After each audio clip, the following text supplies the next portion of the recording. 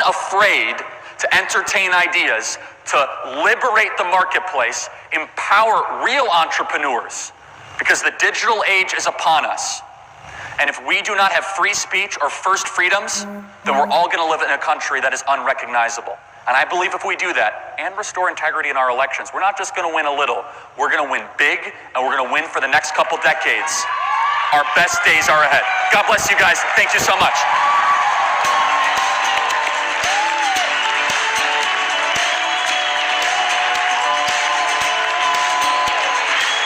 Thank you, brother. Well done.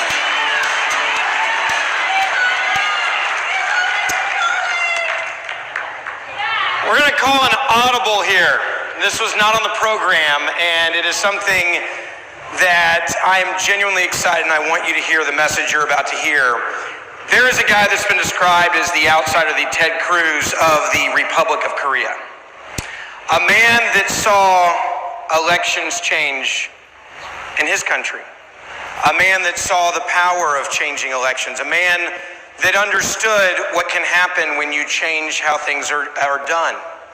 In fact, it's a man that warned in this country several years ago of what could happen if you decided to start altering and changing things.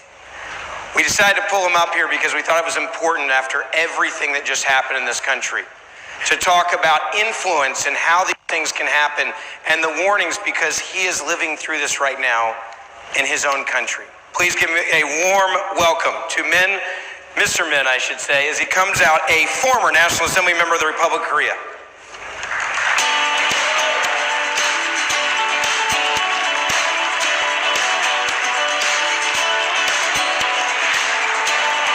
Thank you very much. Thank you very much.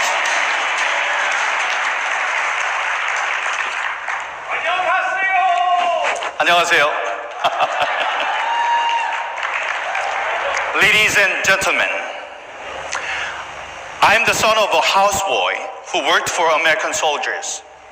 My father was 16 when the Korean War broke out. He helped the soldiers with shining their shoes, doing their laundry and cleaning.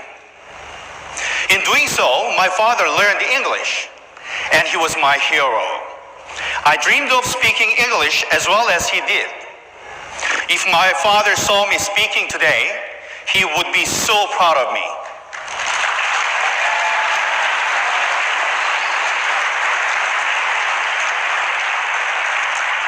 We all know of the American dream. In Korea, we also have the Korean dream. We call it a dragon rising up from the ditch. Growing up, we did not even have the bathroom in the house. Despite such difficult circumstances, I worked extremely hard and became a dragon out of the ditch.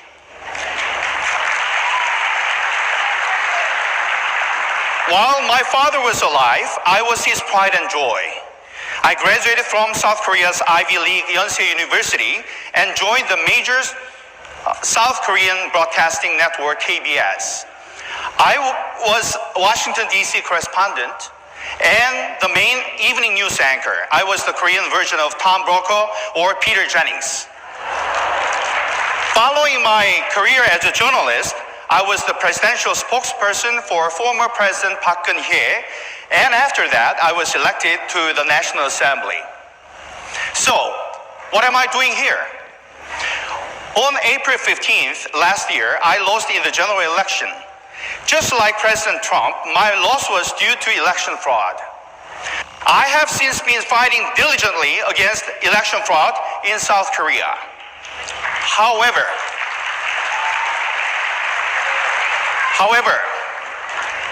I was ignored by the leftist government, the mainstream media, and the judiciary, all dominated by current President Moon Jae-in.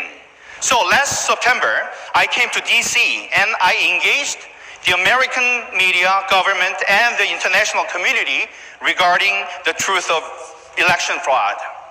I even held a one-man protest in front of the White House, the Capitol, and at the United Nations headquarters to expose what happened in Korea.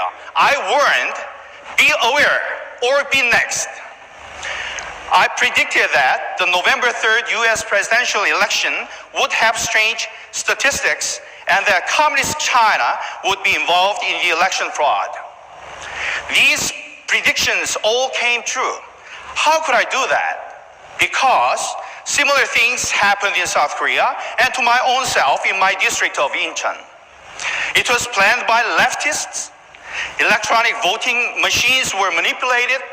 CCP intervened, and early voting and mail-in ballots were manipulated as well. There's overwhelming evidence of election fraud, but let me share with you one thing from my district.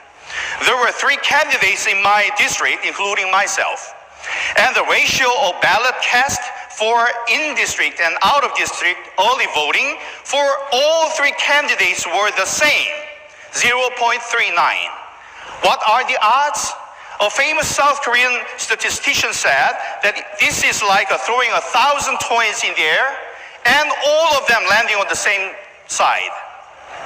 Another eminent professor said that it was either God's work or it was fraud. Election fraud is the biggest threat to democracy. Many South Koreans were shocked that it had happened in the US, and we hoped that justice would be served for President Trump and the truth will prevail. However, it did not happen. I was sorry and the Korean patriots were sorry. But let's not be disheartened. Let's work together.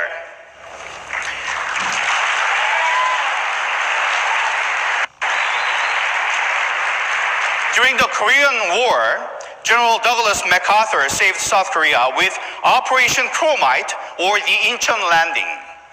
Democracy was saved and I'm grateful. 70 years after the Korean War, the democracies of South Korea and the US are again facing a threat due to election fraud. In order to solve this problem, an active collaboration between conservatives in the 2 nations is very much needed. Operation Chromite's odds of success were 5,000 to 1 against. Our efforts to expose election fraud and to defend democracy might be more difficult, but we cannot stop now.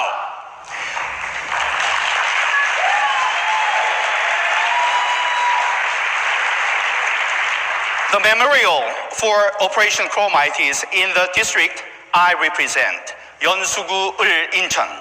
I don't think this is a coincidence. The seeds of freedom planted by General MacArthur 70 years ago in Incheon grew in my father's heart and mind. And that made me fight for freedom. The son of a humble American soldier's houseboy now shouts, let's go together in this fight to preserve freedom and democracy. Thank you very much. Thank you.